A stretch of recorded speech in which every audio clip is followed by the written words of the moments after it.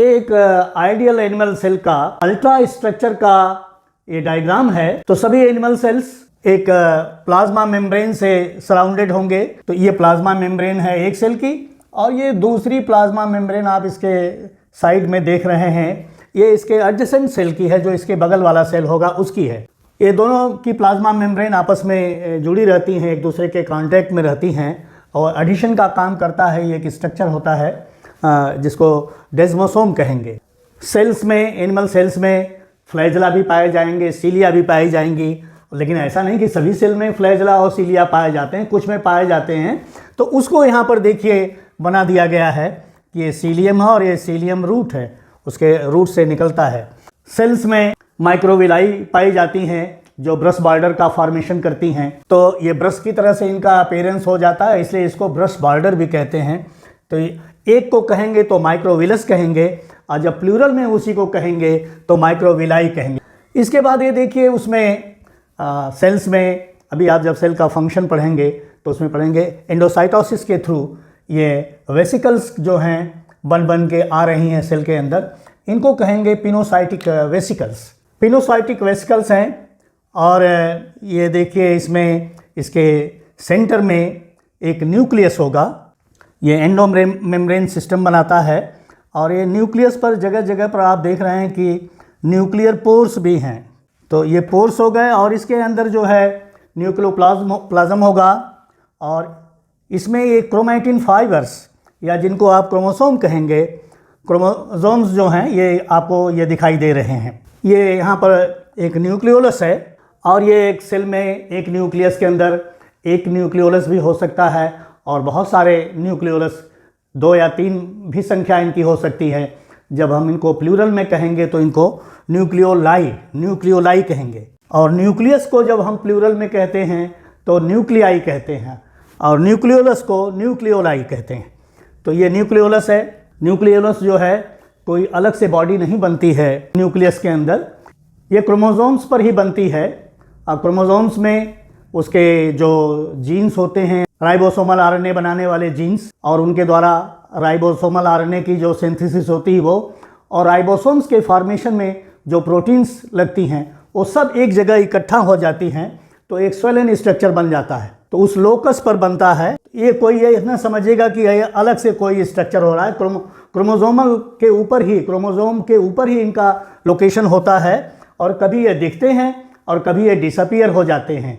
जैसे जैसे cell cycle की फेज़ बढ़ती है, आप जब डिवीज़न पढ़ेंगे तो उसमें देखेंगे कि कभी न्यूक्लियोलस अपीयर हो रहा है, कभी डिसअपीयर हो जा रहा है।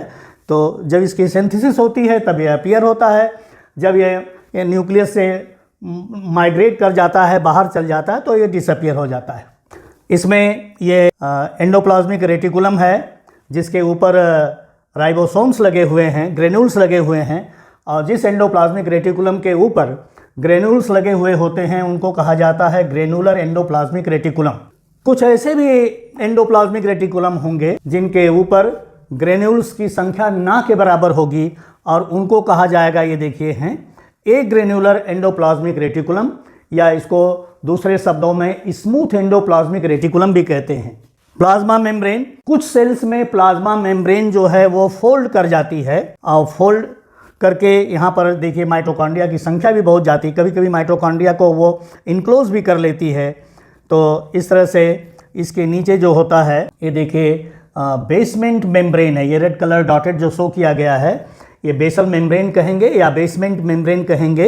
मेम्ब्रेन से आप प्लाज्मा मेम्ब्रेन का तात्पर्य न समझिएगा, मतलब न समझिएगा, ये एक सिंपल सी लेयर है, और उस लेयर में क्या होगा, फाइबर्स होंगे कोलेजन के, और मैट्रिक्स होगा, जेली टाइप सब्सटेंस होगा, जिस पर सेल रेस्ट करता है, अपने को विश्राम करता है।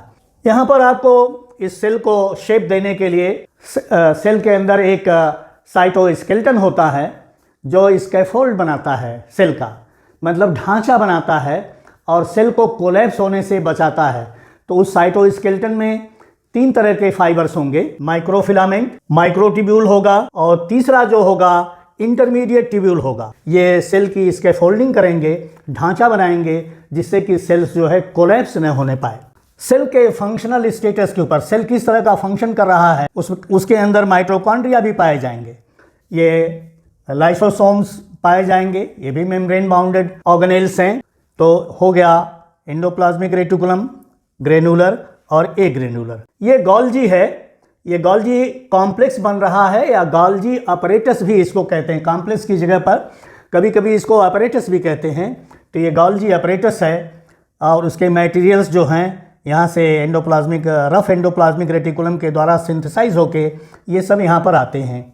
ये वेसिकल्स हैं, ये वेसिकल्स जो हैं गोल्गी से निकल रही हैं और ये प्लाज्मा मेम्ब्रेन की जो फोल्डिंग्स हैं या सिंपल भी प्लाज्मा मेम्ब्रेन हो सकती है, उससे ये फ्यूज़ कर जाती हैं। ये फ्यूज़ करके इस कंटेंट को बाहर कर देती हैं।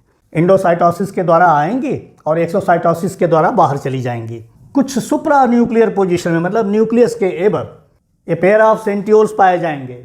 एक सेंट्रोसोम होगा और एक सेंट्रोसोम में 2 सेंट्रियोल्स होंगे। तो ये देखिए दोनों सेंट्रियोल्स हैं जिनका काम पड़ता है सेल डिवीजन के समय। राइबोसोम्स जो हैं एंडोप्लाज्मिक रेटिकुलम के ऊपर अटैच्ड रहेंगे और कुछ राइबोसोम्स जो हैं साइटोप्लाज्म में फ्री पाए जाएंगे।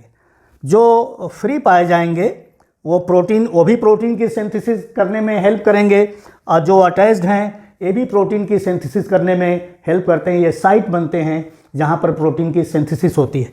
जो एंडोप्लाज्मिक रेटिकुलम के ऊपर राइबोसोम्स होंगे वो ऐसी प्रोटीन की सिंथेसिस कराएंगे जो प्रोटीन जो है सेल के बाहर चली जाएगी, और जो फ्री राइबोसोम्स होंगे वो ऐसी प्रोटीन की सिंथेसिस कराएंगे जो विद इन साइटोप्लाज्म रहेगी, विद इन द सेल रहेगी। ये लाइसोसोम्स जो होंगे वो सिंगल मेम्ब्रेन बाउंडेड होंगे